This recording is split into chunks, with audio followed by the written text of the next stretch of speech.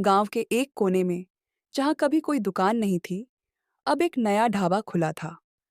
रसीला chicken biryani centre.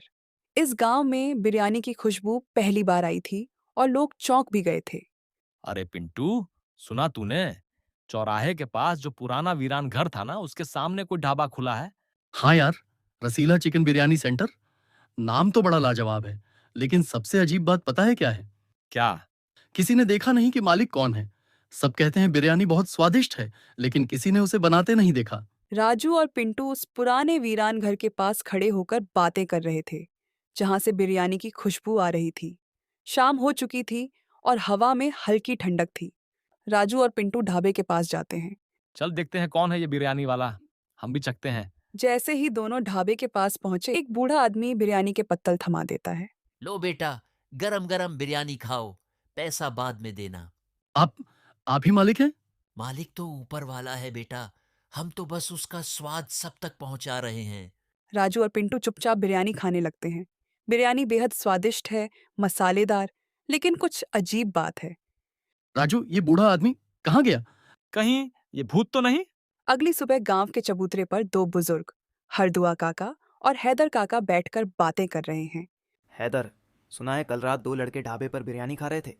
हाँ हाँ, राजू और पिंटू। और सुना है वो बिरयानी बेचने वाला आदमी अचानक गायब हो गया। अरे वही तो, ये घर तो पहले से ही मनहूस माना जाता था। याद है ना, 20 साल पहले हबीब मियाँ इसी घर में रहते थे। बिरयानी के बहुत शौकीन थे। एक दिन उनकी मौत हो गई, लेकिन उनका सपना अधूरा रह गया। वो खुद का बिरयानी ढाबा खोलना चाहते थे। रात को ढाबे के पास दो नए गांव वाले, श्याम और गोलू, बिरयानी खाने आते हैं। लो बेटा, गरम बिरयानी खाओ। आप हर बार अलग अलग समय पर आते हैं और फिर गायब हो जाते हैं। आप कौन हैं? मैं हबीब मियाँ हूँ। मेरे जीते जी मेरा सपना अधूरा रह गया था, अब मौत के बाद उसे पूरा कर रहा हूँ। लेकिन जब तक 3 लोग मेरी बिरयानी खाकर मेरी तारीफ नहीं करते, मैं मुक्त नहीं हो सकता। तो आप भूत हैं? डरो मत बेटा, मैं किसी का नुकसान नहीं करता, बस एक रूह हूँ जिसे अपनी रूहानी बिरयानी खिलानी है। सुबह होते ही गांव में चर्चा फैल जाती है। अरे ओ भैया, अब तो वो भूत सामने बात भी करने लगा है। हमारी बकरी भी वहां गई थी और सुबह बिना बाल के लौटी। अब इस भूत का कुछ करना पड़ेगा।